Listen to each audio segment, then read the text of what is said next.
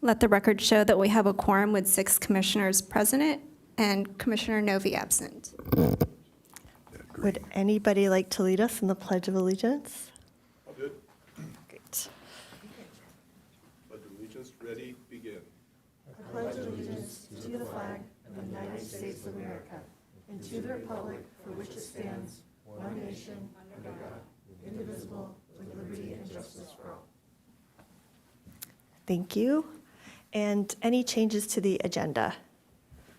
Yes, the member roster of the commission needs to be updated. So current standings are Commission Vice Chair Kramer, Commissioner O'Connor, Commissioner Switzler, Commissioner Parker, Commissioner Wick, Commissioner Bruner, and Commissioner Novi.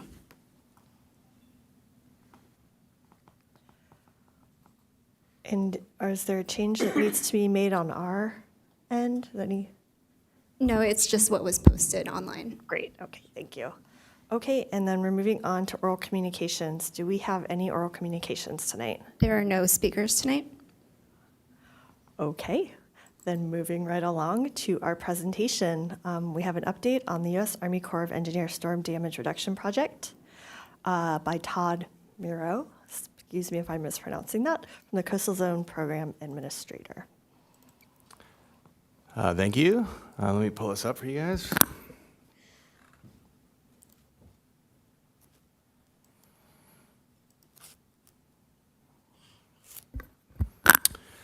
So yeah, my name is Todd Murrah. I'm the city's Coastal Zone Program Administrator. Basically here to present to you guys the San Diego County, California project, also known as the Coastal Storm Damage Reduction Project. It's kind of a common term in the industry to basically protect the bluff condition from extensive storm damage coming towards the bluff face itself. And the applicants are basically United States Army Corps engineers as well as the city of Solana Beach. So if you don't know the reach itself, we're going from 1.5 miles, essentially, from Swami's just north towards Beacons. Beacons would be kind of off the screen here, further north. So the linear reach is essentially 7,800 feet, as kind of shown here in this diagram. And then the beige section is essentially the fill that's being proposed. You kind of see the various property limits here. The green represents Moonlight, and then the orange are various private parcels that kind of interact with that reach. The project's basically 2 different projects. So this is what we call segment 1, and segment 1 is in Encinitas, and we're basically building a 50-foot wide berm, 1.5 miles, and it's comprised of 3,400 cubic yards of sand. The staging area is essentially here at Moonlight, and the construction time frame we're saying is about 60 days. This is the Solana Beach segment, or segment 2. And this one's basically just got completed this last week. It's 150 foot wide. It's 7,200 feet. Goes just, south of Tide Beach to about the Del Mar Shores Beach area. I don't know if you guys have been down there, but it came out pretty good. The sediment quality looks great, and I think they're just now kind of cleaning up the rest of the area around Fletcher Cove. So the accesses, I think overall, are starting to open up. So they were staging down at Seaside. You can see kind of a staging area that was there, and that's about kind of gone. The fenced area is still there, but they're slowly kind of moving stuff off that area. So the construction kind of schedule, or the schedule overall, is the project mobilization occurred over the last 2 weeks. This included staging at Moonlight, bringing in heavy equipment and supplies. This week was the first portion of the sand being delivered from the dredge. And there's basically 60 days kind of from probably the start of this week to complete the entire span. Dredging will occur basically 24 hours a day, 7 days a week. And that includes kind of clearing the outlet or the pipe actually meets the shoreline. And the construction hours are essentially 7 a.m. to 7 p.m. So that's when you'll see heavy equipment on the beach, kind of moving the material around to kind of minimize the noise of the beeping and whatnot on the beach. And then after that, we'll kind of demobilize sometime late May or early June, cleaning up the site, kind of opening probably the entire span, but we'll probably open up sections as it's safe to do so, depending on where they're finalizing the berm itself. The subline for segment 1 was basically landed near D Street, and the subline is essentially the steel pipe that you see kind of on the beach. It's about 2,500 linear feet. It is sitting on the ocean floor, kind of at a 45-degree angle through kind of a slot area that we have between reef on a sandy bottom. And so we have kind of an approved environmental corridor that we landed it. You can kind of see in this photo, this is kind of how they float it. They basically fill it with compressed air and then use tugboats. You can kind of see here in this photo, these are all tugboats kind of pushing and pulling it along. And this is the subline that was at Sauna Beach at Fletcher Cove. They kind of inflate it, put these yellow pontoons underneath it, and then push it north towards the D Street area, and then reconfigure it, and then sink it to the bottom. And so these photos here show, the top right basically shows the subline getting pulled onto the shore right there at D Street. We use, either bulldozers, D6, D7, D8, or front loaders to kind of essentially pull the pipeline on to kind of keep it stable. This happened to be, I think it was last Wednesday when we were doing it. It was a little bit stormy. So they had to kind of hold on, and you can see the tugboats, they would actually pull the line into place. So they kind of hold it on the shore and then sweep it kind of at an angle to meet in the corridor. And then you can see the surveyors are essentially there to tell the survey boat in the water that we're in the accurate corridor. And then the bottom picture just shows the capped subline in place. We cap it just to keep it secure, right? So nobody climbs in it or does anything they shouldn't. As far as our safety program, we have public signs that are basically posted at multiple locations. You'll see them kind of at the D Street landing, all around Moonlight. We have them at Swami's. Kind of as we progress and move, you'll see them at different locations too. So eventually we'll be up at Stone Steps and then kind of moving north. Depends on, if Beacons opens up before then or whatnot, whether we would sign that. But right now it's obviously temporarily closed. There's temporary construction fencing around. You'll see the orange fencing to kind of keep people out of certain areas. Equipment moving along the beach basically has spotters just to make sure that they're in the right area. And then there's basically no public access in the active sand placement areas while we're building those areas out. So this is some of the signage you'll see that's kind of in place, kind of at the various access points. The other one, this is basically acknowledging the submerged pipeline. We also have added QR codes to these signs, so people can actually scan that and go to our website to get the most recent updates. And then the basically project description signs are kind of same thing. There are some large ones down at Moonlight, and there's kind of scattered at each of the access points just so somebody can read it and also scan and get to the websites. Also, our contacts are directly there. The Bayport is basically the dredge that we're using. It's about 300 feet long by 54 feet wide. It's what's referred to as a hopper dredge. And so basically a hopper dredge kind of functions like a vacuum. You can see these hoses essentially drop to the floor in our borrow site. So we have a borrow site that's out in front of Del Mar off the San Diego River outlet. And so we have a survey to keep us basically in those bounds, and then the hopper dredge drives through that area, sucking up the sediment until it fills the hole you can see in this bottom picture here. And it can hold depending on the wave and water action conditions, anywhere from 3,000 to 4,500 cubic yards of sand, sediment, and water. So it basically fills this hole, and then it dries back up to the subline, which is right off of D Street. And so this kind of just shows where our borrow sites that were approved to use. We do have one actually off of the San Alejo Lagoon area, which is referred to as SO6. But the one we're actually using is this large one, SO5, and you can kind of see the racetrack. This is the San Diego River outlet. This, in theory, would be kind of the Solana Beach fill section that they just completed, and then ours is kind of off the map. It's up above here. But basically, we have to, we got a 50-year lease through the State Lands Commission to do this. The volume that we would need over the 50 years is about 3 to 4 million cubic yards to complete our 50-year plan. We're kind of in, year one of the 50-year plan. So our 50-year plan is approved till about 2074.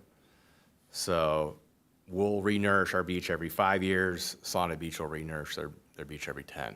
So that's why you see kind of a larger volume on their project versus ours. There's other reasons why that is, but they are two different berms and have two different timetables.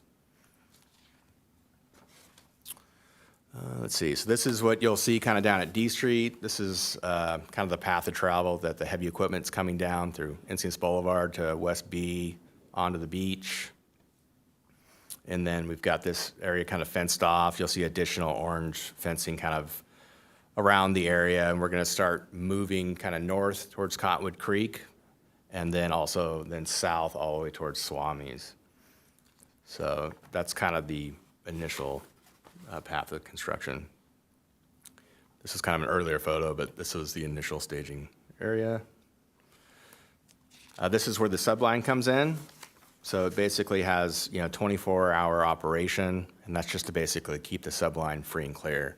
The dredge never stops working, so it goes. We can do about 4 to 6 loads a day. So just as it kind of dumps a load, it's heading back towards the Del Mar area, and then they're busy kind of clearing the area away. They can't use the heavy equipment at night, so they have what's called a splitter. You'll see kind of a large blue device down there, and they have someone man that, and they split the sediment coming through those sections. So they'll kind of send so much to one side and then the other side. To kind of give you an idea of the pressure coming out of this, it's like a fire hose. It's a 30-inch wide diameter steel pipe at 80 psi or 100 psi, which is about what a fire hose is on a wide volume of water and sand. So this is the current construction phase, kind of what you could see. This was probably 2 days ago. I don't know if you did go down there today. I'll show those photos later. But obviously we have extensive erosion. You can see the cobble in this kind of wide-angle shot. But the beach berm and the outlet, this is kind of shows the splitter coming in here, but the outlet pipe is right here. And they put a dissipator on that to kind of fan out the sediment as it hits that blade. It kind of fans it out, creating kind of more of a bowl. They push the sediment into a kind of a dike area to create almost like a bathtub to keep the sediment within this area. And then once the dredge leaves, then they start working the material into an actual berm. So it's almost like kind of feathering it in and compacting it at the same time. Todd, do you want to take any questions as you go or wait till the end? It's up to you. Let's wait till the end and then we can go through all that, yeah. So this shows kind of this was the very first sand dump that came in. So you could see how extensive the cobble was. They raised the subline off the grade here, and the sediment color you'll see is that coloration. And then they flush it. You'll see they'll flush it with water. You'll see that kind of whitish spray when they're done with the load. This is Crystal's photo right here. From your laptop? That's a good shot. But yeah, you can see it kind of coming in as an L, and then they now have splitters, so it's kind of going all directions now. It's splitting north and south. But this is essentially, I think, the second day it was, when you took this one. But already kind of piling up. They have all the bulldozers kind of working the material back towards the back slope to protect the bluff edge. That's essentially what this project's designed to do. These were taken, I believe, yesterday, so you can see there's just a lot more material. I think we're at about like 15 to 16 loads already, in the 4 days. So there's probably about 60,000 cubic yards of material that have been placed so far. And these were taken this morning. So surf was up. It's hard to keep the surfers out of the area, but we managed to do that. And this, you can see now, this is heading facing south as there's kind of setting the sediment off that way. And this was this afternoon. So within a matter of 4 days, we're not really done with today, they've already worked all that material into, more or less, that's about 100 feet. It's a 50-foot berm with a 10-to-1 slope taper that goes towards the beach edge here. So they'll add in another 200-foot section of pipe, I think these are 100, and they just build it out. This is right at the D Street landing, you can see, and then this is looking towards Swami's, already starting to build that berm up. So they're very efficient at moving that material and compacting it, and then kind of feathering it at the toe. You'll really see it. It's real clean along the edge. So you can probably, if you've been down to Solana Beach, you would see that. And so the project scope, just overall, it's in phases, but this is about 1,000 linear foot section, kind of at Moonlight. And then you can see the corridor, essentially where the subline sits. This is where the dredge hooks up, so it's that far offshore. And then the subline's daylighting on the beach. And then what will happen is we're kind of just working this area right here. They're going to build all the way to kind of Cottonwood Creek in this section here, and then they're going to go back south. And then I think this shows essentially kind of the complete project about the southerly edge and then the northerly edge. Beacons is just kind of around this corner. So you can kind of see those blocks of the project essentially. So these are about 1,000 or 1,300 foot linear segments that they kind of build. And that takes them about a week to build each one of those segments. So I think with that, yeah, we got, I just kind of wanted to go on outreach or discuss outreach real quick. But yeah, we have done kind of extensive public outreach, and we kind of continue to do it. We've done various council meetings. Obviously, we're in front of you. There's been various, e-blasts and social media, press releases, a lot of QR codes just so people can scan and find out information. Seems to be working. Everyone's down there. I'm getting direct phone calls, so they're getting to the source, which is good. And various, social media posts, both I think on Instagram and what else would be? Instagram and Facebook? And Facebook, I guess, and then the city newsletter, I guess, is also, so various forms. So, but that's about it. So that's a project. So if you have questions, let me know. I had one. So from that last photo, it looks like it's just north of Swami's and then up close to Beacon. So there's nothing through that Cardiff Dune area or the campground that's there? There's no sand replenishment? So currently, we're doing actually two projects right now. So this is the Army Corps project specifically. We're currently dredging the inlet at Santa Elena Lagoon. So that is run essentially by the Nature Collective. So they've been dredging this week. That was to actually oxygenate the lagoon. So partly was just to open that up to get the tidal flow into the lagoon. So that's what you see what's going on right now. And we're going to pull out that sediment. That's about 30,000 cubic yards. And we're going to put some of that, we're putting in front of the Cardiff Reef parking lot so they can do their repairs. So they're in the process of getting an emergency coastal development permit through the Coastal Commission. And they're hoping to kind of get that by the end of the month and then start repairing that parking lot. Next week, so Monday, we're going to start running those heavy trucks like we did last June to the living shoreline, and we're going to rebuild the entire living shoreline as well next week. So there'll be some access closures. We have 6 access points along the dune, so we'll have those temporarily closed. And it's the same crew that we had last year, so we'll be building that completely back. So, Thanks. yeah. And then you mentioned permitting being in the MPA besides the Coastal Commission. Was there a lot of other hurdles or? For this project? Yeah, being in the marine yeah, protected area, the state get involved and. Yeah, it's every kind of permit you could think of, from Army Corps, Fish and Wildlife, the Water Control Board. I mean, it's every type of permit, because you got waters that are state jurisdiction, federal jurisdiction. The MPA just limits more of the take aspects and the monitoring aspects, but you are allowed to do sand nourishment within the MPA. It was specifically written in there for this reason when it was created. Could you remind me where the MPA is? Yeah, so the MPA goes from Cottonwood Creek all the way down to Tabletops. So it's along that reach, and it goes 3 nautical miles out. So a nautical mile is 1.16 miles.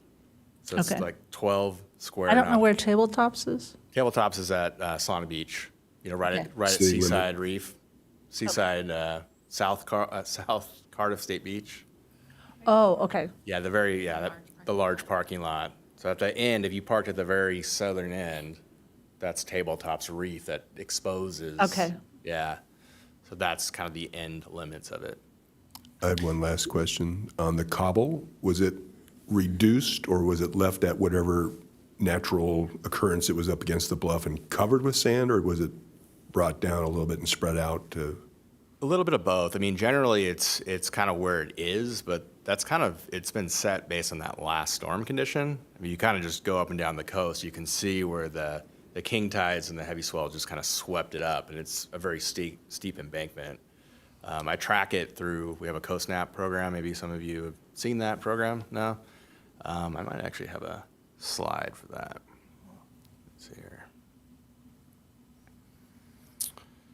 Yeah, so this is the CoastNap program. We've got these kind of stainless steel cradles and this sign, but basically we take these cradles are out there, you can scan your photo, and it takes the same photo over and over again. So they get emailed through this agency and directly to me, and we just archive them so we can see really what the sand's doing through the seasons.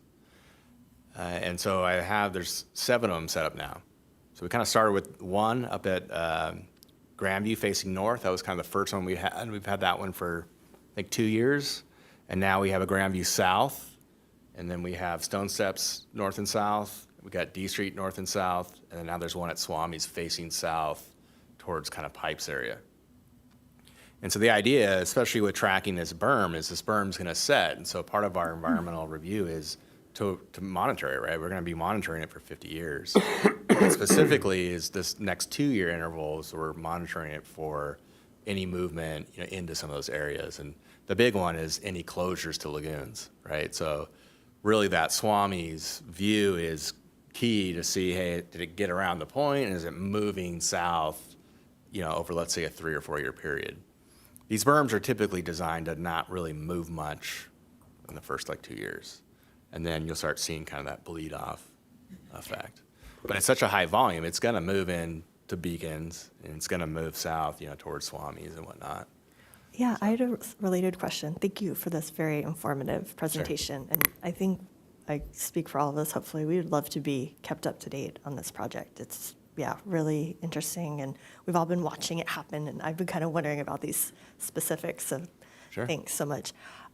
Just thinking about sensitive habitat and reef habitat in Swami's, I know that I think the berm is going to stop at Boneyards, just north Yeah. of Swami's. So just thinking about how the current is, moving north to south, is there a chance, or were studies done to assess the degree to which the sand could kind of smother some of that reef? I know Swami's Reef is relatively healthy, has a lot of seagrass and turtles feeding on that seagrass, and so I know that was considered. I'd just like to hear a little bit about that. So we have, there's extensive monitoring overall.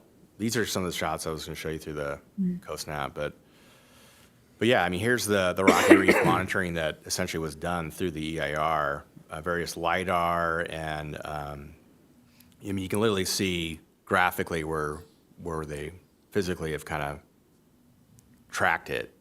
But it's every kind of monitoring aspect and every professional monitoring these things through the Army Corps. Rocky Reef, we got intertidal. This is the Tabletops Reef we're talking about here on the right. But you can see of the years of how different it changes with the volume of how the sand moves in our area. Same thing with subtidal rocky reef, habitat monitoring, surf grass monitoring, and then we even have surf site monitoring. So actually the quality of the wave and the locations are all kind of mapped out. We use basically the Surfline cams, and they track those on a daily basis, basically. But what would, I mean, if you're tracking it, that's one thing, but is there anything that, let's say they see something, would they take corrective action? Or do Yeah. they have like markers where they're like, whoa, there's no turtles anymore, or like? Well, yeah, so I mean, literally right now, that's green sea turtles are being monitored, right, with the ship moving, because they're typically out further, but yeah, all that stuff's being, in theory, monitored right now. It's reported every week through Army Do Corps. they have like triggers where it would say, oh, that ship is scaring all the turtles, or, you know, I'm just making stuff up. Yeah, I mean, the sea turtles are pretty rare. I'm just saying, like, are there triggers, like a list of things that say, if you see this trend going this way, we gotta. Yeah, you stop? report it to that agency that you either Okay. saw it, right? But if, let's say, there was something beyond that, yeah. But, I mean, through CEQA, right, through the EIR, there's all sorts of mitigation measures. If we impact a reef, then we have to basically, rebuild that section or mitigate for that. Meaning it could be, are you familiar with, like, the Wheeler Reef up in San Onofre and San Clemente area? I didn't know it was the name of that, but okay. Okay, San well, that Onofre, happened yeah. with the power plant when they expanded that. They were impacting certain areas, so they had to create reef as part of that. That was the mitigation. So I see. So Wheeler it's not- Reef is this gigantic reef now. It's artificially created based on impacts based on that project. Is that like campgrounds south of the, Yeah, that whole campground, state campgrounds area, look up Wheeler Reef and you can Okay. kind of see, but that's how mitigation works in this. And to that effect, that's why our berm is only really 50 feet wide with a taper because of that. 10-to-1? 10-to-1 taper, yeah. And versus Sauna Beach is a 150-foot wide berm with a taper. And the idea is, we weren't as comfortable having a wider berm because of those potential impacts westerly. So we've done, we've been pretty proactive with sand nourishment in this town since 2001 was one of our first major projects. And then in 2012, we did it again.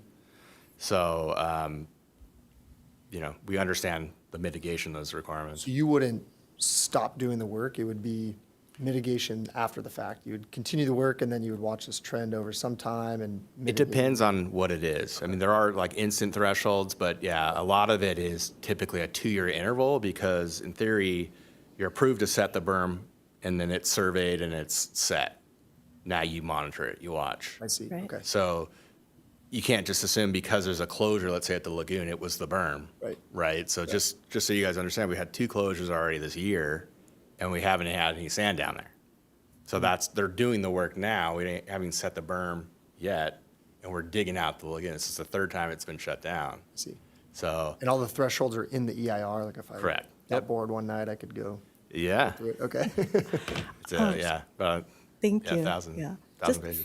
follow-up question related to the impacting the Rocky Reef area. So I've only been here since 2014, so I've missed these other beach nourishment projects. So did the previous projects did they span kind of the same geographic area? Did they get this close to swamis before and these sensitive habitats? No, I mean, the last one that we did had a pretty extensive pad in front of Moonlight Beach, right? So it kind of went south. It was kind of a 3-tiered thing. We had a piece in Cardiff, which was kind of in front of the Chart House and south, kind of where the dunes is.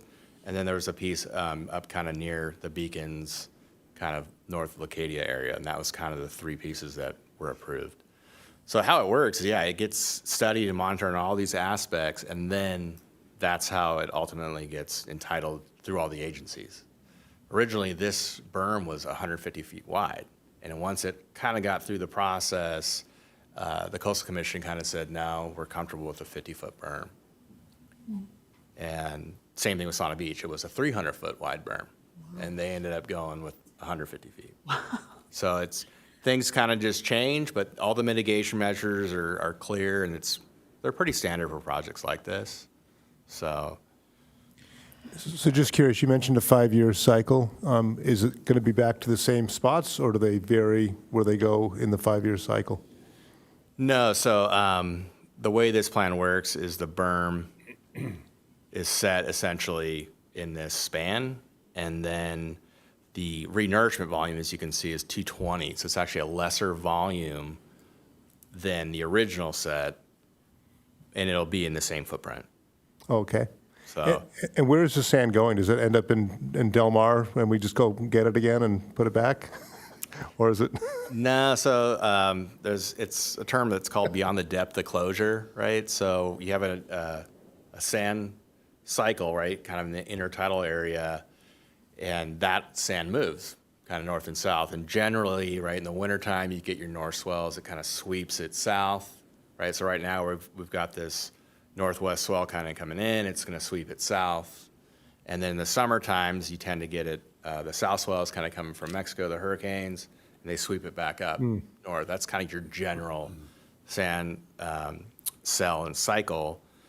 There's like subcells within that, right? Yeah. Because then you look at like Pontiac, what's going on there? Like, how come it keeps disappearing? So they're, Scripps Oceanography, we work directly with them. They are studying that. This region has what's called a sediment task force through SANDAG. So I'm on that committee, and we're studying the whole cell, which goes from Dana Point to La Jolla.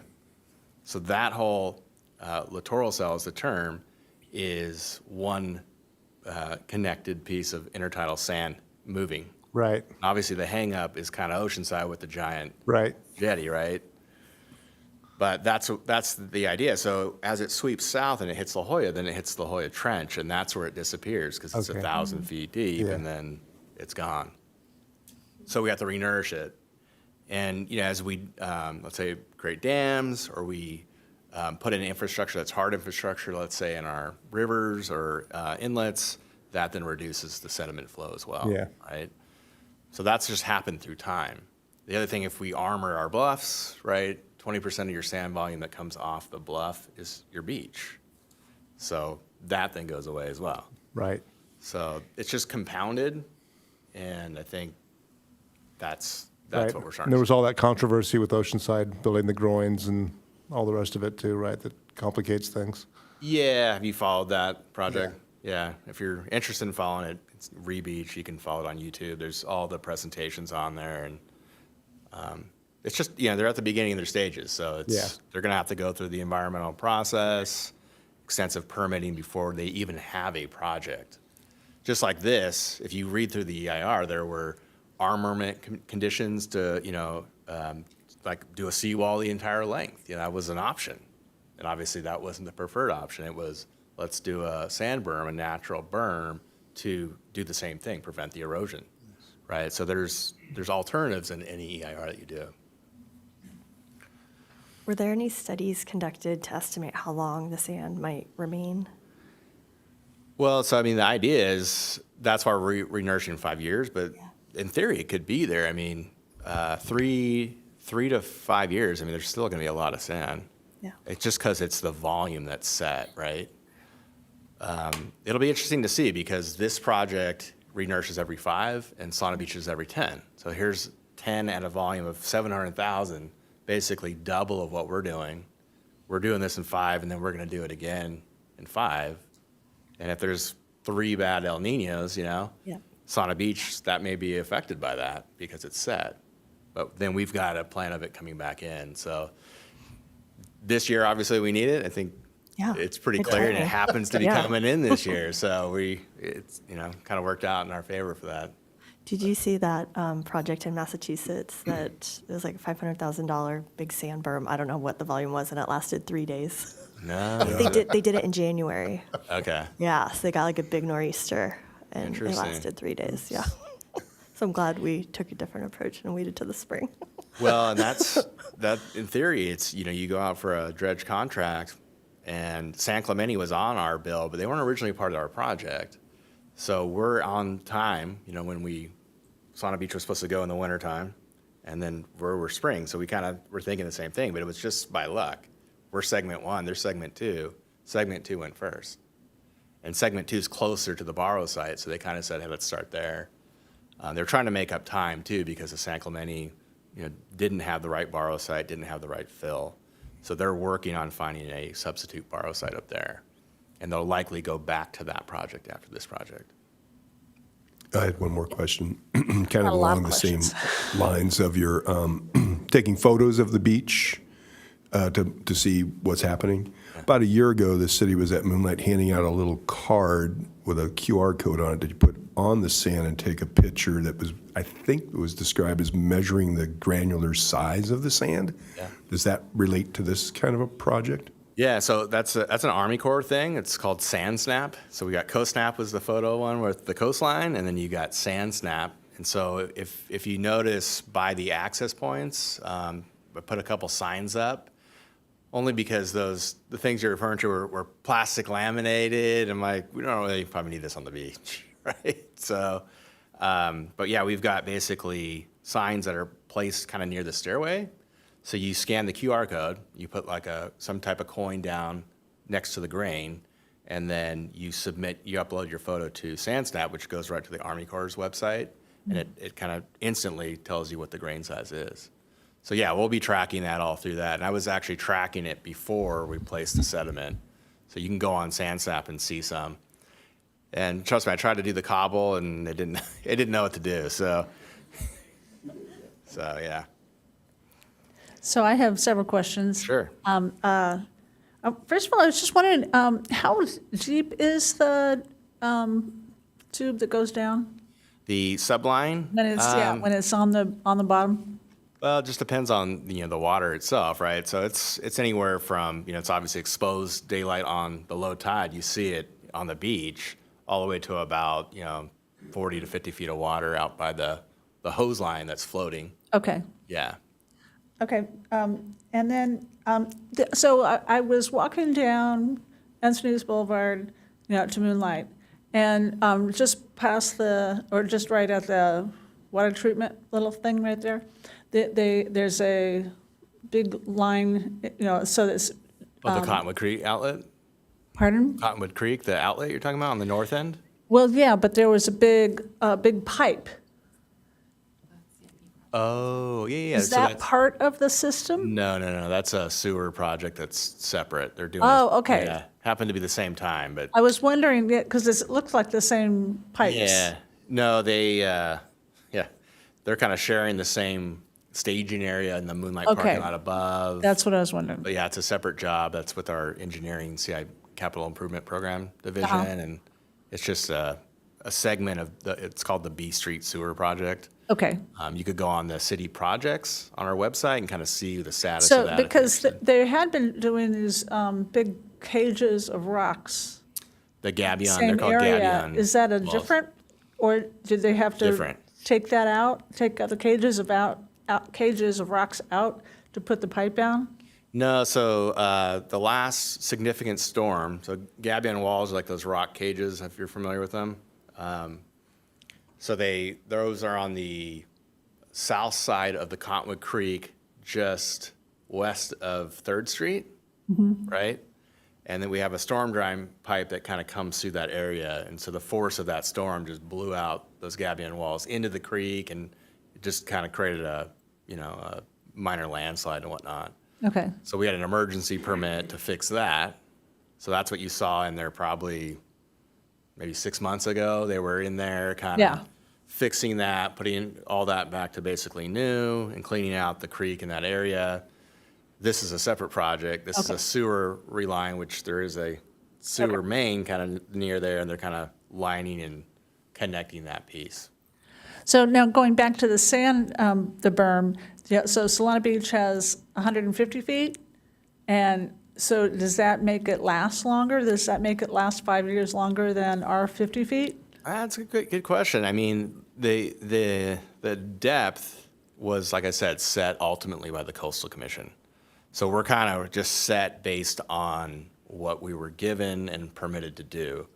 Yeah, but I mean. But in theory, yeah, I mean, in theory, it's a wider berm, right? It's going to create, So less is- impact to the bluff because the sediment and the sand, the beach is bigger. Is their reef structure much different than ours? I mean, there is. They're monitoring their reefs, but they have less, is kind of why they were able Oh. to do what they were able to do. But they have to, yeah, if that sand moves westerly and covers reefs or seagrass, whatnot, that's what they are monitoring for the next really the next 2 years, but it's really 50 years, you know? The next 2 years, we assess the impacts. If there's impacts, then they have to do X, Y, and Z, whatever it may be. And who's paying for this project? I thought you were. Taxpayer. I Just might kidding. be, I don't know. We all might be, I don't know. Who knows? So it's the Congress, basically. So we had so it's a $400 million project, but broken down into one phase was $28 million, you know, coming from the federal government. It's about 11 and a half coming from the Division of Boating and Waterways. And then this city kicked in about 1.2 for our project. Oh, that's And all? That's it, yeah. That's pretty good. Absolutely, for what we're getting. And then Solana Beach was about, I think, closer to like 6 or 7, I think, for theirs. So their project was a lot more expensive, you know. But yeah, so ours is 1.2. So is that part of the Infrastructure Act, or? Yeah, that's kind of how they're setting it. But yeah, the Biden Infrastructure Act, that's the big sign that they're posting out there. Oh, okay. It's a small piece of that, but Sure. but we've been That's working interesting. directly with Mike Levin's group, the representative, and he's the one that's essentially been kind of proactive in all these projects. So Solana Beach, Encinitas, and San Clemente. Cool. Yeah. And I think that's all I can think of right now. Thank you. I'm sorry, I had one last question, I promise. I know from like the San Elijo restoration that a lot of the sediments within the lagoon were contaminated. So like that top layer had to be taken off and then dumped really deep offshore. So is there concern with like these biosites being off of the lagoon mouths of any of those sediments being contaminated? Are the biosites deep enough to kind of avoid? So the stuff. borrow sites are continually tested. So that was the issue in San Clemente, that it was an old borrow site, and the last real tests were done like in, I think, 2003. So it just was off of Oceanside. It just wasn't a great borrow site. And I don't know that they were testing it or checking it as often. Our borrow site, we've used it in 2012, so it's the same one that we used. We studied it extensively for a whole year. So all of 2022, we studied it. And then, just to be safe, kind of after the whole San Clemente thing, in December of this last year, we went back and studied it again. So, because they do move over time, but generally it's the same condition, and they do different burrowing depths to check the consistency. But if you really go down to Solana Beach and you see what's on the beach there, and then you see what we have here, it's literally the same consistency. So it's a really consistent source. And the good thing is, when we locked in our 50-year lease with State Lands Commission, that means it's almost like a miner's permit, right? They're giving us the ability to access that site for 50 years. So Solana Beach and the Encinitas we've locked in that area, meaning if another city wants to come in, we kind of have rights to it. You can't just deplete the whole source, and we've kind of assessed the volume of that source. So we've got those rights at least for 50 years. Which is pretty unique to actually be able to get a 50-year lease through the State Lands Commission. They don't like to give a 50-year lease. It's usually, 1 to 5 year lease on public lands. It's public lands. So we were lucky to get a 50-year lease that was consistent with the term of the project. That was really why we were after the 50 years. So. And I just, one more question on the money. How long is this money going to last, do you know? Well, so the federal government is guaranteed to kick in kind of their share, so it's set. But where our struggle is going to be is getting grant funds from the state, because there's no way really for the city to afford the 50% cut of whatever that amount will be, right? Because the next nourishment cycle is likely a similar cost. If it's 43 million, whatever it may be, for the city to come up with, let's say, 20 million, that's going to be pretty tough to do. When you look at our CIP budget and the overall cost of what we're actually able to afford. So yeah, it's heavily grant driven. It's why we typically have to partner with other cities. So San Clemente was supposed to go about a year or two ago with their project. Their project's very similar. It's a 5 or 6 year interval every 5 or 6 years. So likely we would be partnering with a city like that. If there's 2 or 3 cities, then together you can get grant funding, and then together you can get a dredge contract to come down. And that's kind of what we were doing. So they saw the opportunity that Sauna Beach and Encinitas partnered, said, hey, we want to get on that boat as well, get our job done. And, so we're hoping they can get it done, after our project's done. But, yeah. Sorry, maybe I'll be the last one to chime in here, but I'm just curious, a 50-year project, how sea level rise is factored in. I mean, the beach is going to look a lot different then, and is 220 cubic yards matter in 50 years if you put 2 feet of water on top, or do we have any idea, I guess? I mean, I think that's going to continually be studied, right? But like, if you don't do anything, right, we know there's that, right? The no project effect's going to be nothing. The thing is, these projects are hard to get approved. So, I mean, I think we were talking earlier, but we're going back 20 years when we started, and the issue was different 20 years ago, right? So, whether the amounts, the fill quantities would change, I mean, that would be something that would be monitored and assessed. So let's say, maybe not 5 years, 10, but like 20 years from now, we realize, hey, 220 doesn't work. We need double that or triple that, right? You'd have to then amend the permit, go through the environmental impact report, environmental impact statement, because it is NEPA review as well, and reassess that to kind of go through exactly what you're saying, or extend the footprint, right? It could be that too, like, hey, it's not working here, or that doesn't need it, we need to go over here. So the good thing is we have a plan approved, we're able to do this, but yeah, that would be the process of how you actually modify it. Yeah. I have another question. Sure. Is the sand berm, is that supposed to have any relation to the cliffs degradation? Like the bluff falling down? As far as putting the berm in it, so the berm's Yeah, actually I mean- designed to protect Right. the I the mean, bluff so layer. is that part of the design, actually? Yeah. So the idea is, to place the berm up against the toe to reduce the energy of storms, mainly waves and wave action coming towards the bluff face. So if it hits the sand first, it's going to dissipate that energy coming forward. Yeah, I was just wondering, because I know that Tasha Borna-Harvath was looking at bluff failures, and especially the one that we had up by Grandview. Right.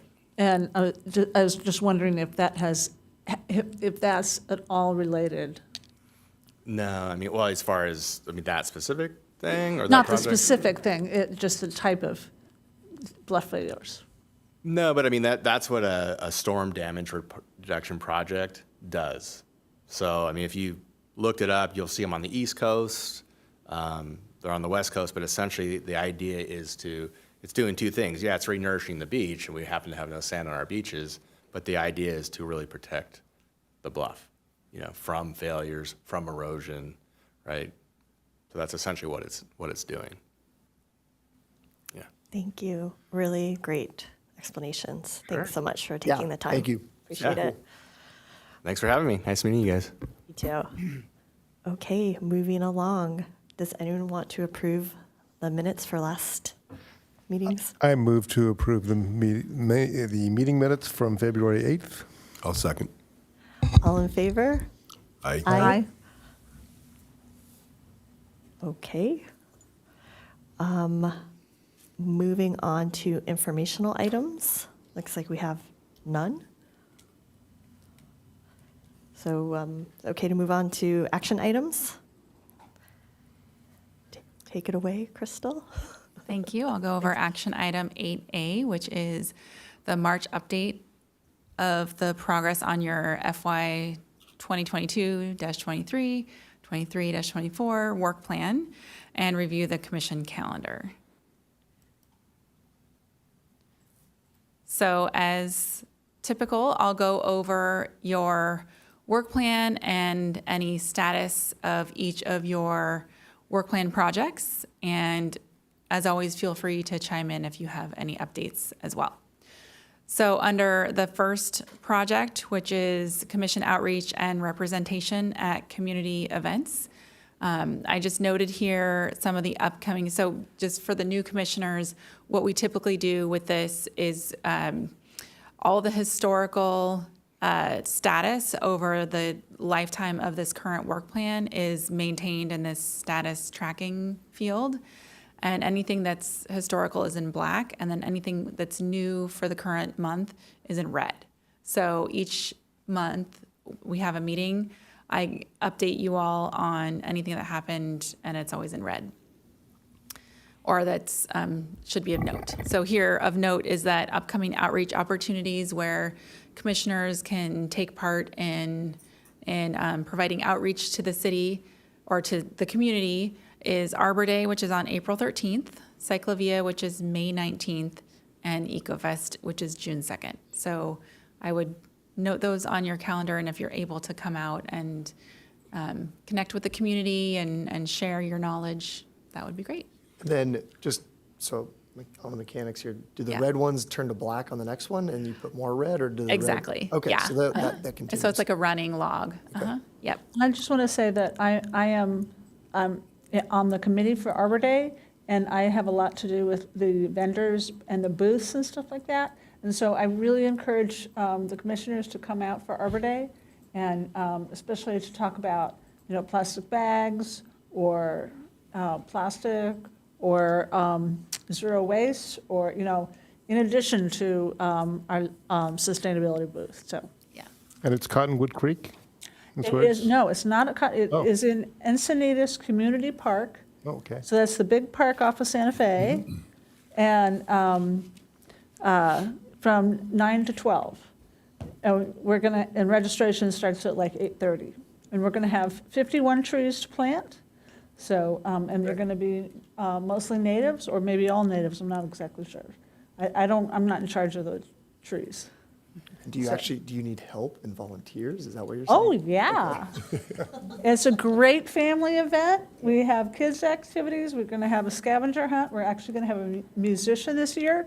And we provide all the shovels and work gloves, and you don't have to put in the stakes. The city does that. The holes are pre-dug, so they come with a big or I don't know what they call it, the drill thingy that digs the hole, and then they have to put the dirt back in the hole so people don't hurt themselves. But they do that the day before. But so it's a really good event, and it's only in the morning, and so I highly recommend you put that on your calendar now, and I would love to see you in the booth. So. I have a small event to add. I think we were invited, I'm pretty sure, to Ocean Knoll for their Earth event, and I attended last Friday. Oh, you did? I didn't see that. It came out a while ago, a month or two ago, asking for a rep. Oh, I didn't see that. The zero waste event. That's Yeah. what it's called. Sorry. Last Friday. Whatever. Brilliant young kids, amazing projects. Okay, I can add that to the work plan. And also, I wanted to note as we're going through here, the second to last column shows which commissioners have been assigned to work on each of these projects. And since there have been a couple of vacancies and there's some new commissioners, you'll notice that on a few of these, there are some opportunities to add commissioners to the project effort. So just keep in mind, though, that there can only be a maximum of 3 commissioners because it has to be less than quorum on each of the projects. So on project number 2, this is the Environmental Awards Program. This has been very active lately. The nomination requests have gone out, and the nomination period is actually, it was extended to March 8th, but it's closed now. And the committee is now reviewing the nominations and making selections. So I'm sure we'll hear next month likely, or perhaps between now and next month, you'll be going to council. If you wanted to provide any updates, Mark? The nominations are currently in the judge's hands. Hopefully this Monday is a deadline. We'll get back all of their first, second, and thirds and be able to make a decision and get to council here pretty soon. Great.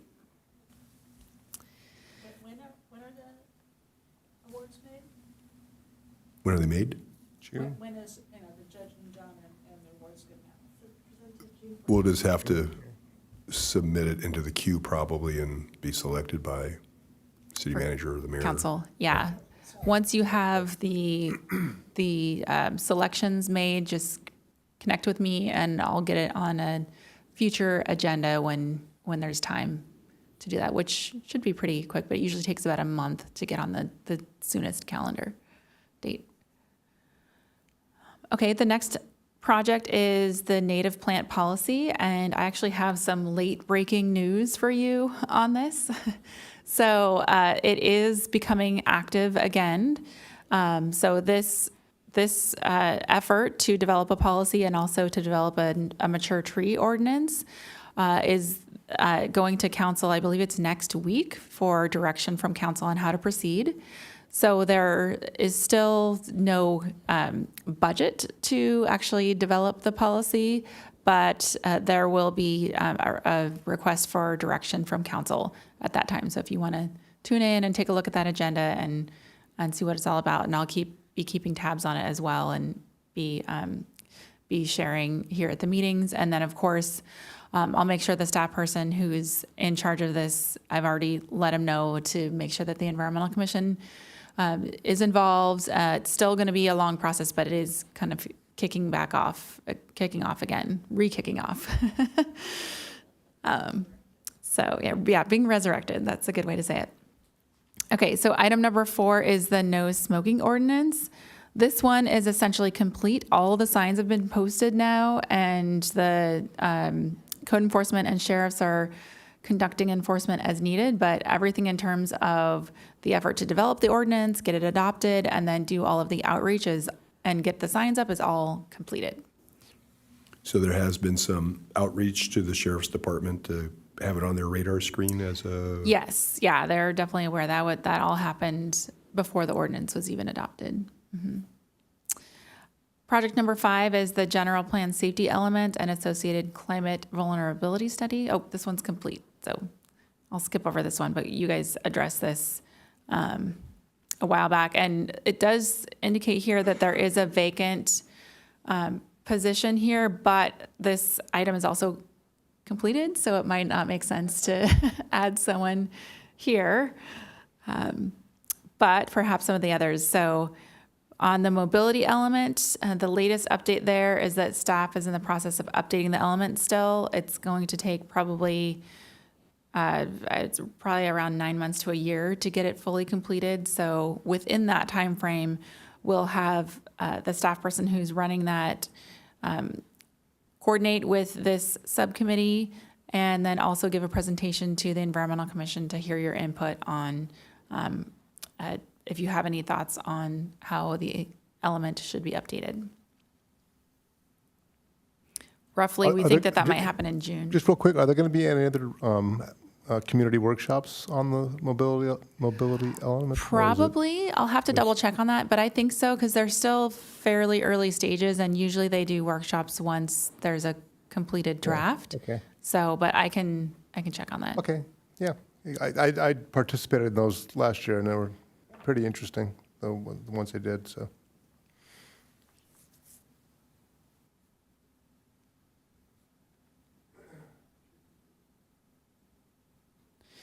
Okay. Next Jade. project is, Sorry, sorry. if we need, it looks like there's a vacancy on the mobility one. If oh yeah. I'd be interested in plugging in there.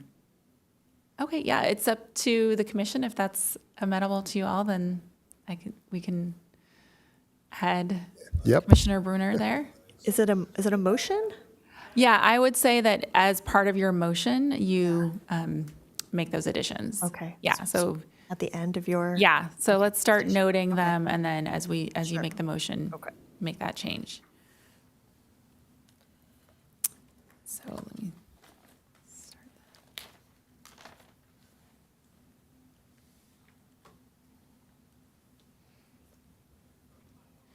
that. Okay.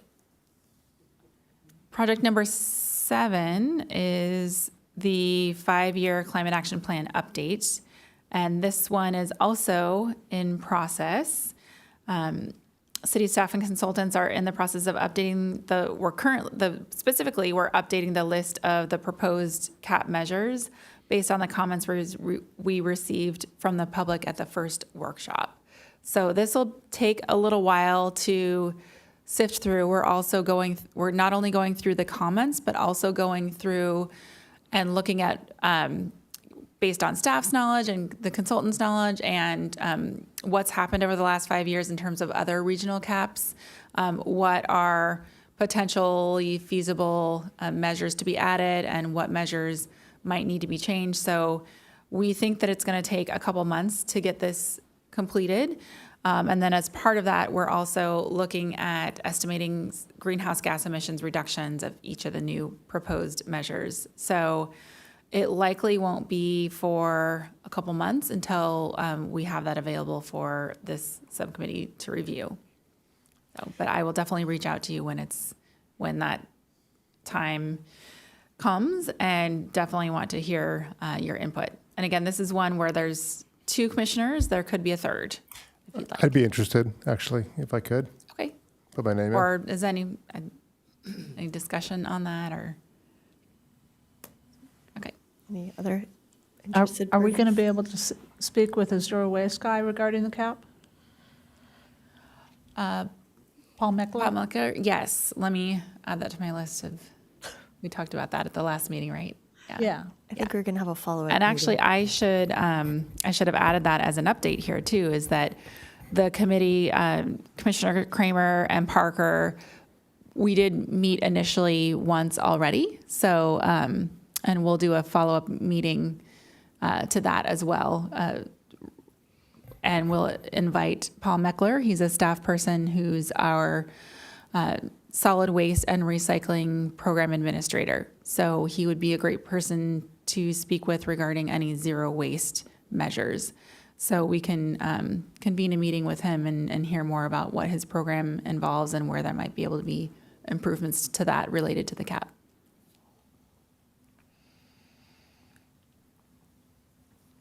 Great, thank you. Okay. Okay, item number 8 is tree canopy, and there's not an update for that one. Item number 9, also not an update. That's the Green Building Incentive Program, looking at alternative ways that we can implement this program, and we're currently looking at some options, staff is, and once we have some ideas and kind of some various options ready, we'll convene this subcommittee and see what you think about some of the ideas that staff has on making some revisions. This one does only have one commissioner on it, so there would be an opportunity for additional commissioners here. I wanted to say that I want to get the tree canopy tree canopy goal up and going. And so that's another spot that a commissioner can join. Okay. Do we have an idea when the green building meeting will take place? Like, is it a month away, or is it? So now that we've got a full commission, I would say it can happen anytime. It'd be nice if there was a second commissioner on that one. One of the former commissioners has since vacated a position here, so, but it can be one person as well. It doesn't have to be 2 or 3. It can be one. Is anyone interested in either 8, the tree canopy, or the Green Building Incentive Program? I'd be interested in green building. Okay. And is anyone interested in joining the tree canopy subcommittee? I would join if no one, yeah.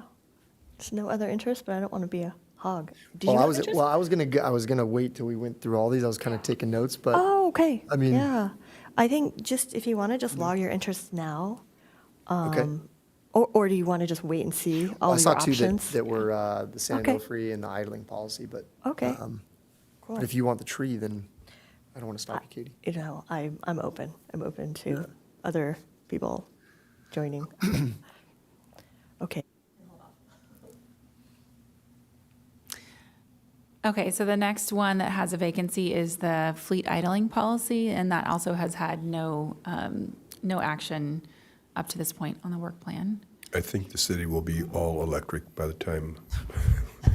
Well, I was kind of wondering about that. I was like, are we really going to have idling gas cars in 10 years? But I'm happy to jump on it with you, Mark, if it's at least. I'll bring you up to speed what we've Okay. done. It's not a whole lot going on, but yeah. Yep. Okay. And then the next one is the sand compatibility and opportunistic use program.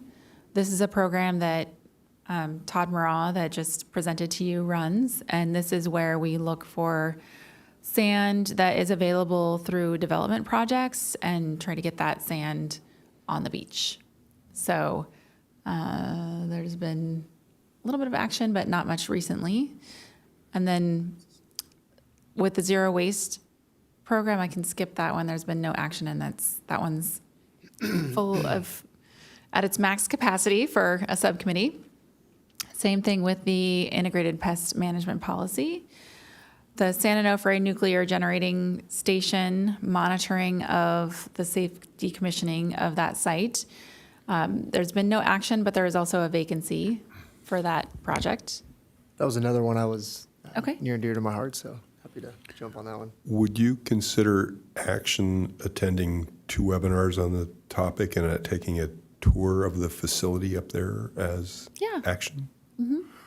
All right. I've attended a Surfrider webinar on the situation up there, and then the Samuel Lawrence Foundation had a similar one. And then, I don't remember the date, but it was about 2 weeks ago, there was a group I joined that toured the facility, the Okay. decommissioning and the storage of the nuclear fuel, spent nuclear fuel. Great. And then for project number 15, food service plastic ordinance, there's been no recent work on that one. And then lastly is B City USA. We're a B City USA affiliate, which means there's some certain actions that we take to make sure that we have that we support our pollinators in the city. So that means creating native habitat, making sure we have the right policies in place to support pollinators. And no recent action on that one either. So if there's any other additional updates or any further discussion on who would like to be a part of which projects, feel free to discuss and then make a motion. I was going to ask this one thing about B City, because I had been on that subgroup, and I was just curious. I keep forwarding the ones, I still get all the emails from the society, and I just want to make sure that the members on it are in that group to be in that distribution list to get those same. I keep forwarding them, not knowing if the people on that list are getting them themselves. So I would just like to stop that task if they're all on the distribution list of B City and getting all those same emails. I don't know that. You'd have each of the commissioners would need to let you know if they are receiving the newsletter. It comes directly getting them. from the B City I am not, organization. but I asked to be. All right. Thank you. Okay, yeah, and maybe just shoot an email over to Commissioner Novi, and he could let you know that.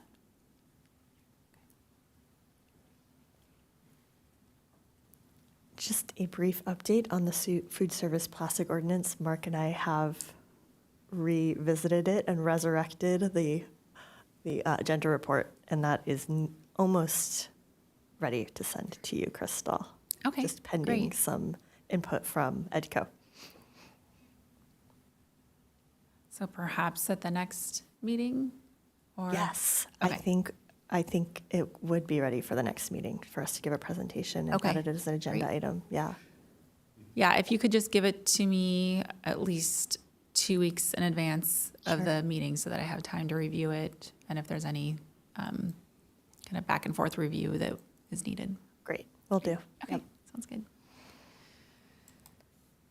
Okay, I can just go through the list of what I have for people that are interested in joining the different committees, and if I missed anything, we can make some additions. And I just want to make sure, my apologies, JC and JP. Flip Almost. it? Yeah. Oh You had a my 50-50 gosh. shot. Okay. Yeah. I'm so glad I asked. Yeah. I'm so sorry. Oh, please don't apologize. Okay, so now, You could just say Still Jay-Z. fresh. In like a year, if it's still going, then yeah, maybe you can. oh apologize. gosh, You'll well, get I'm it. really messed that one up. Okay, so for item 6, the mobility element, I have JP is interested in joining. Correct. For CAP, Robert, Commissioner Schweitzer's interested in joining. I would be too if there's space, but I'm not sure there is. On the cap, Okay. yeah, there's just one vacancy there, so you guys can duke it out if you. Arm wrestle. Yeah, see that. Yeah, totally fine. No, if you, go ahead and you can be on it. You sure? Yeah. Thank you. Okay. Item 8, tree canopy, JC. Is that correct? Oh, I thought you wanted that, but I'm happy to work with Carol. Yeah, you go for it. Okay. Yeah, I've already got a few subcommittees going, so. I'm in. We're in. Oh, great. Not already, but I'm gonna write this down. Okay. And then we have green building ordinance, JP. Yep, definitely. Okay. interested. Mhm. Fleet idling policy, JC. Yes. Songs, JP. I think that was JC. Oh, JC. Oh, gosh. Okay, and that's all I have. Is that correct? Yes. We need to get your last name. Yeah. Sorry. Yeah, you Wick might want to and, go by Wick and last Bruner. names. Wick, Wick and Bruner. And Bruner. Yeah. Okay. Got it. For now. Yeah. And that still left some openings Okay. for future consideration, correct? I think there's a couple with 2 still, so yeah, there's still some opportunity for future. Okay, if there's no further discussion, then I'd like to make a motion to add those commissioners to those assigned subcommittees that I just listed. Hope you got that. I'll second that motion. All in favor? Aye. Great. Okay, great. Can we access that this document somehow? Yeah, it is. We post it on our website, and we'll make sure the most current one is on the website. Got it. So, just the mechanics of this whole thing. So there's one way of how you get a new, work item? Or commission project. So commission projects, eventually, there's new ones, there's ones that are completed and removed. Yeah, I can explain that a little bit. So the commission is required, as part of your bylaws, to have a work plan, and it is required to be approved by council before you start working on the projects. So generally, it's an annual work plan. This last time when we updated it, we actually did a 2-year work plan because a lot of these are kind of longer running projects. So we are kind of up to review and renew the work plan before June this year. So that would be for the next, you can decide, but I think the 2 fiscal year thing seems to be working. So you would do a new work plan for the next 2 fiscal years, starting in June. So actually, this is a good time to go to the next portion of this. Oh, do we not have the calendar? Oh, no, here's the calendar. Just to show you the calendar of the different things that the commission has going on. So one of them is that in April, which is your next month's meeting, you should establish a subcommittee to initiate the work plan update. So that's not a work project per se, that's on your work plan. It's something that you would, another subcommittee that you Scrub would that whole establish. thing and- Yeah, okay, got yep. it. So they would review the whole thing Yep. and recommend possibly new ones, delete the old ones, modify any. And then once the subcommittee feels good with the work plan, then in May, they would bring to that meeting the recommended work plan, and then the commission would deliberate and adopt the recommended work plan, and then the following month, it would go to council for adoption in June. Got it, okay. And I would just say, in the 2-year cycle, if there was a project that popped up that was not in the work plan, there is a procedure to get it in front of this group to eventually get to council to see if they will approve the staff to be able to work on it in that 2-year cycle. So. Yeah.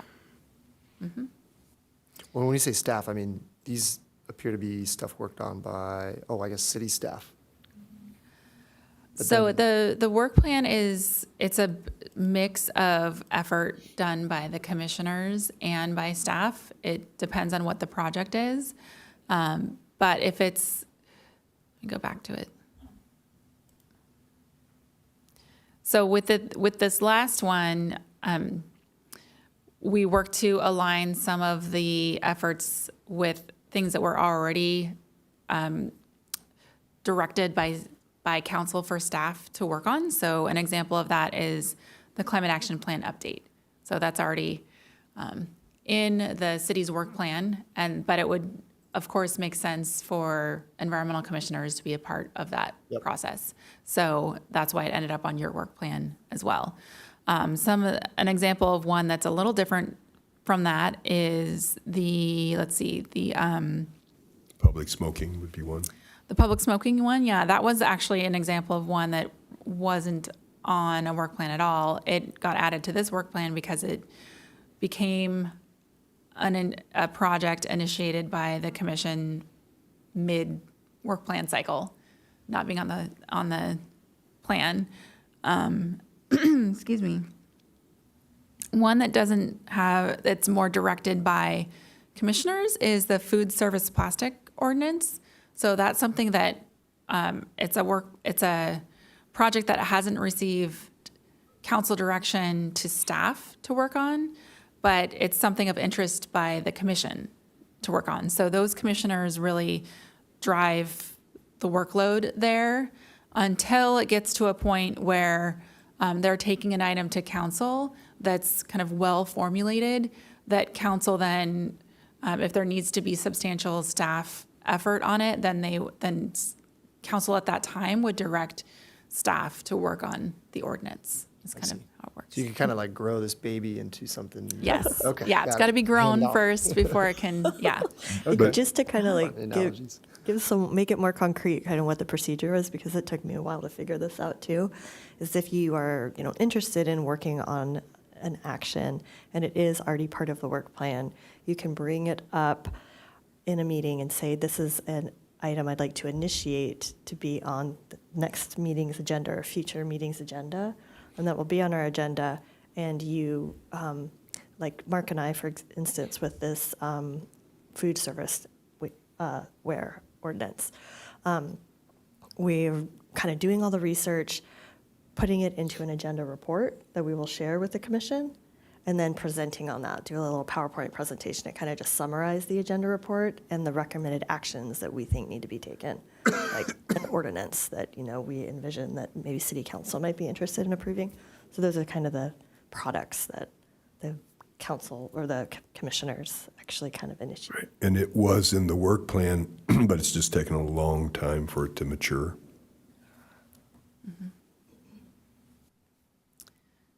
Okay. And let me just jump back to the calendar to make sure that I covered that sufficiently. Okay, so we're in March. So this month, the key items are the new commissioners were selected, and then we need to appoint the vice chair for a 1-year term. And then in April, coming up, you will appoint a commissioner to serve on the Community Grant Program Evaluation Panel. That's an annual effort. And then you'll also be announcing the Environmental Award recipients at a council meeting. And you will be establishing that subcommittee, like I mentioned, to initiate the work plan update. And then Arbor Day is also in April. And then I'll just go to May and then stop there. In May, looking ahead, the commission will adopt that recommended work plan. And then Cyclovia is also in May. So those are things to look forward to. And with that, if there are any further questions or discussion, feel free to do that, or we can move to the next item. Okay, do we need a motion to approve this calendar? No. Not the calendar is just an informational. Got it. item. Okay. Yeah. Okay. Did we vote on the last? I can't. Do we need to approve the update? Yeah, I think we do need to approve the work plan update though, and the amendments. Did we? It was already done. Oh, okay. Sorry, my brain. Okay, good, great. So yeah, if there's nothing else, then I can jump to the next item. So the next item is the annual selection of the chair and vice chair for a one-year term.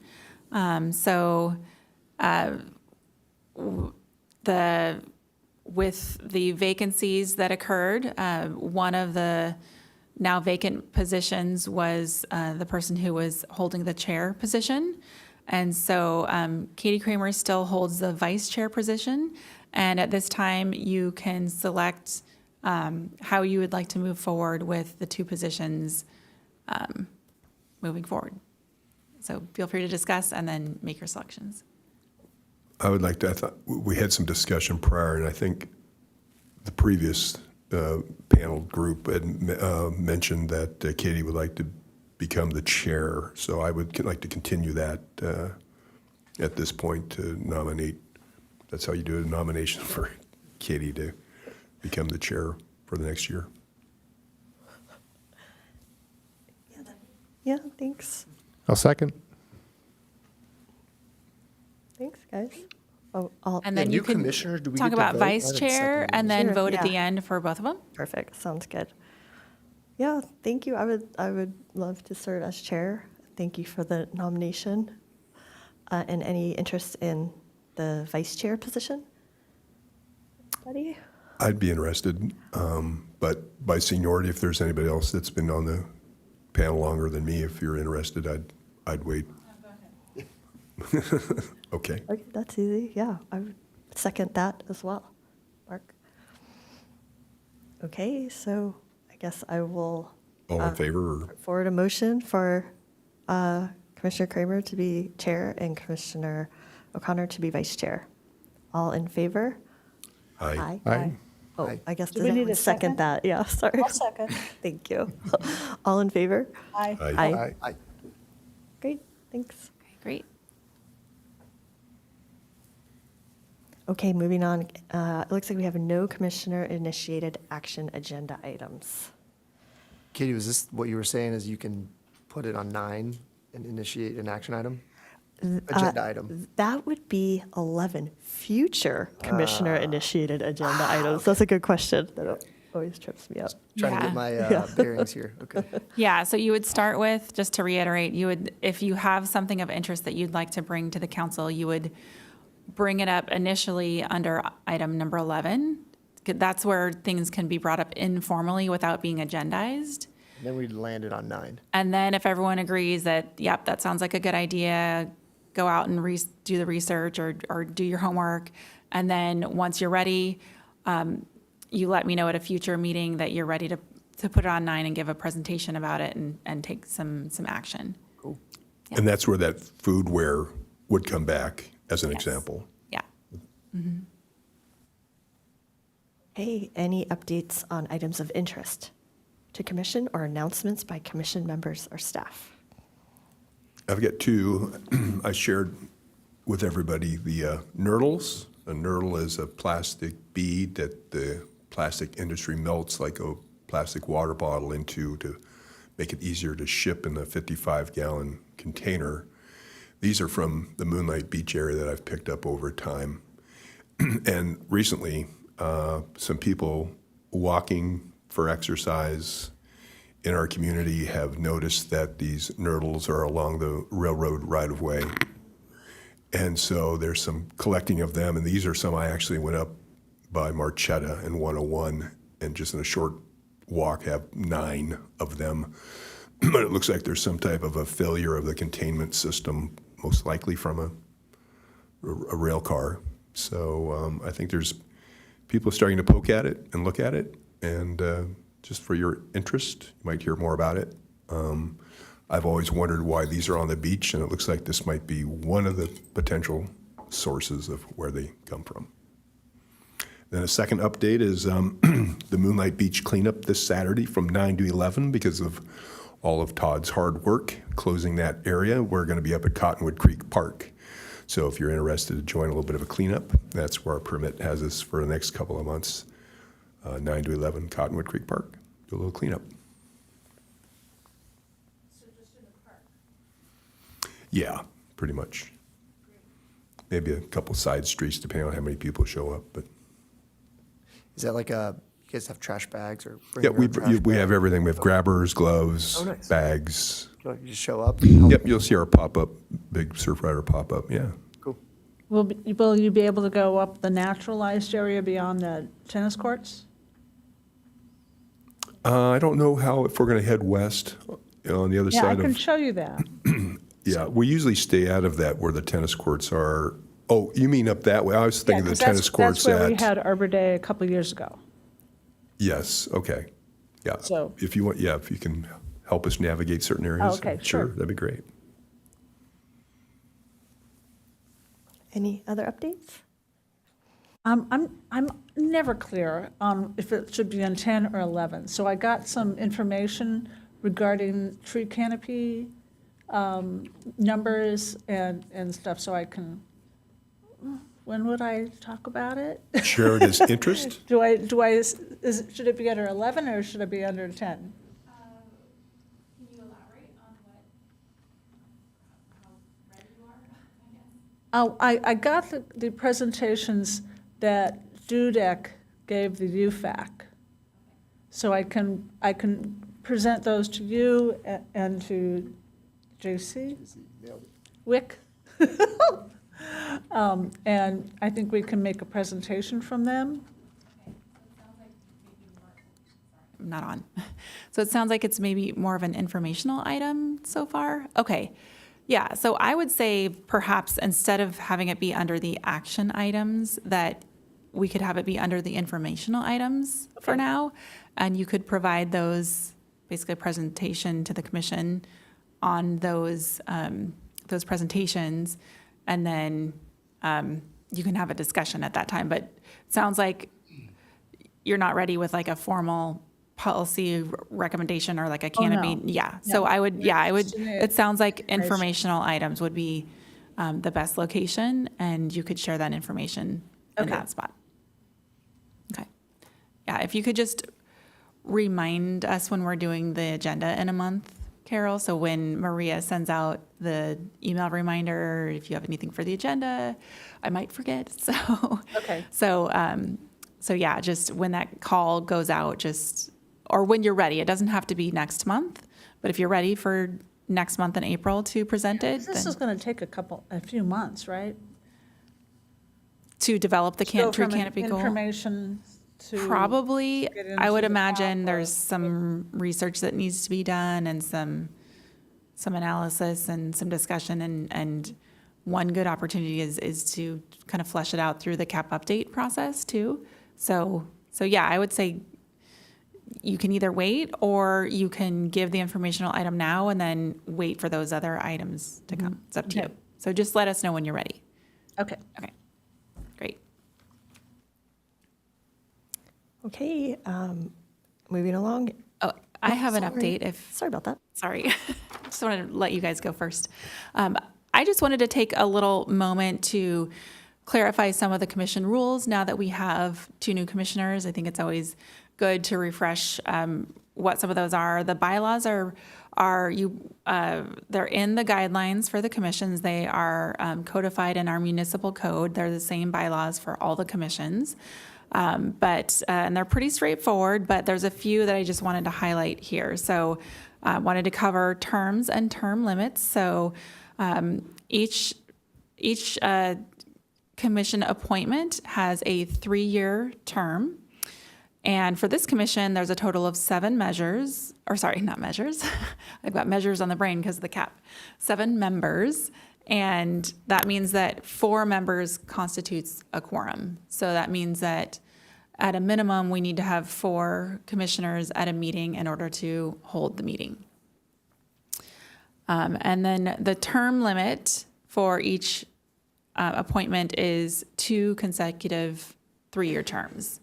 So if you would like to continue to be on the Environmental Commission, you can wait a full cycle of terms, so wait 3 years, and then you can reapply after that time. So that's term limits. And then absences. So I did want to note that there is a pretty strict policy on absences. So there is an automatic termination if you miss 3 consecutive meetings in a row. So just be careful of that. We do track that, and we will remind you definitely if you're getting close, but just stay aware that, try to keep these on your schedule. And if you are going to miss, definitely let us know in advance. One important thing is Maria sends out the reminders every month to make sure that we will have quorum. So the no fun part is if we all show up and then there's not quorum and then we have to leave and can't hold the meeting. So just make sure you can let us know in advance. And even if you're going to be last minute late, just communicate with us over email so we can cancel it if need be. So, but typically you're all been doing pretty good. So If we know we're going to miss a meeting, is there anything we can do ahead of time? Like if we know we're going to be yeah, voting definitely on let us anything? know. And that's the most important thing. Yeah. And you we're- can't vote if you're not here. If You cannot vote unless you're not here in person. Well, that's actually a good point. You can vote if you're not here. There is a special arrangement you can make, but it's a little bit tricky because you have to have a physical location that you are posting at that location that you're going to be holding a meeting. It's a little bit, I know it's a little strange, but if that's going to happen, and I recommend in person's ideal. If you're not going to make it, missing a meeting is not a big deal. But if you're getting close, we can try to work out that arrangement.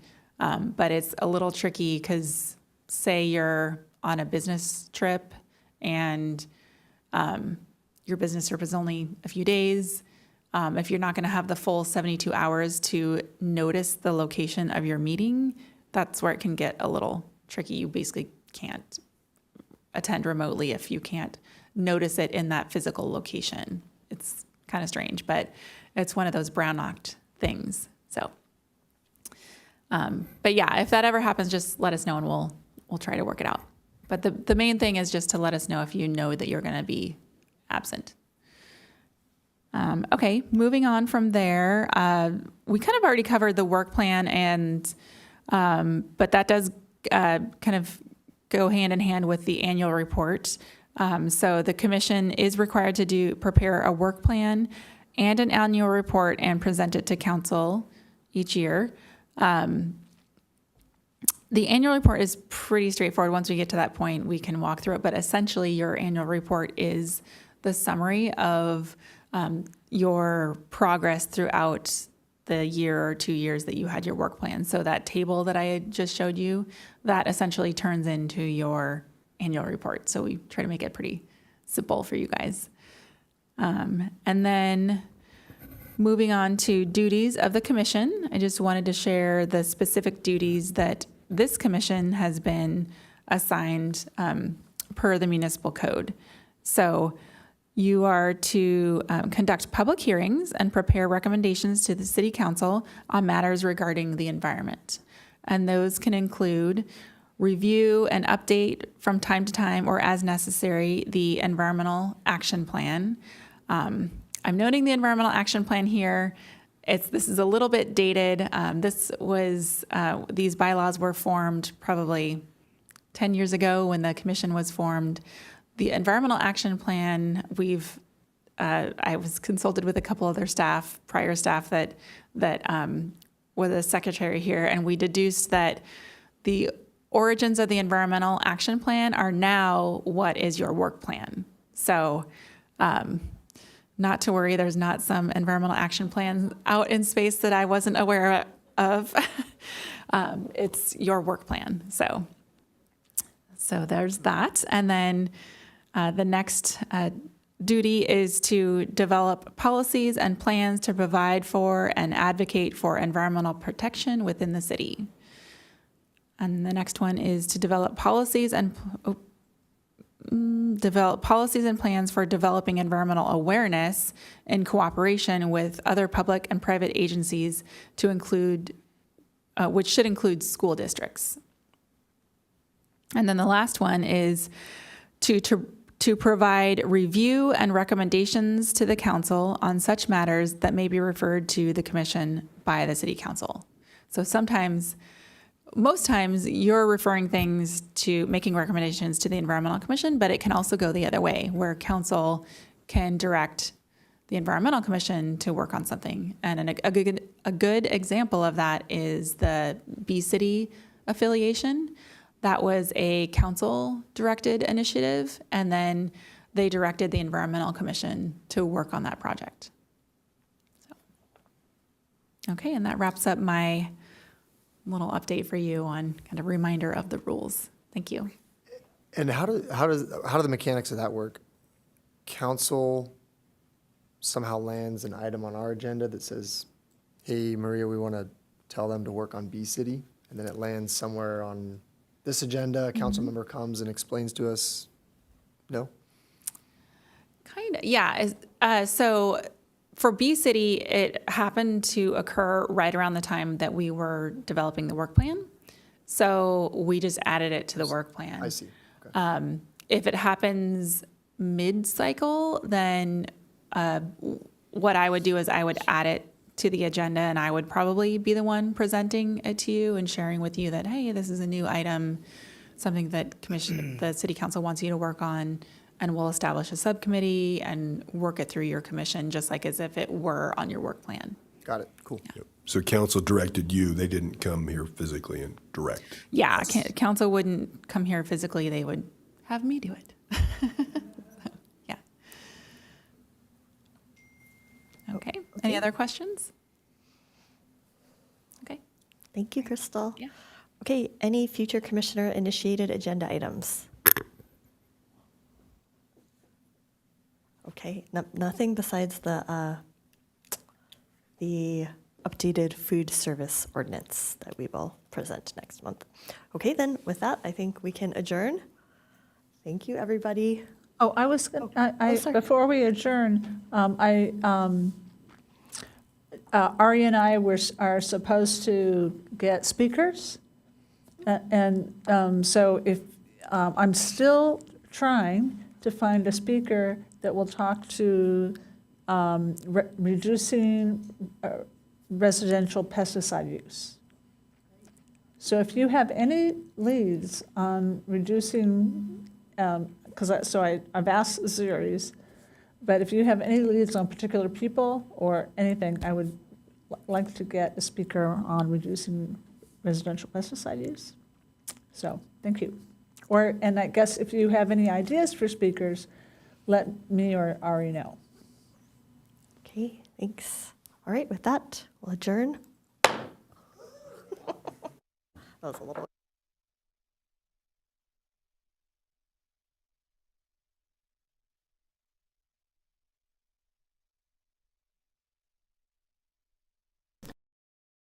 Water meter should be at the front of your property or at the entry to an easement or a long driveway. A majority of homes with fire sprinklers have 2 water meters, as shown in this photo. If there is only 1 water meter, this means your domestic water and your fire sprinkler system water share the same water line up to the house.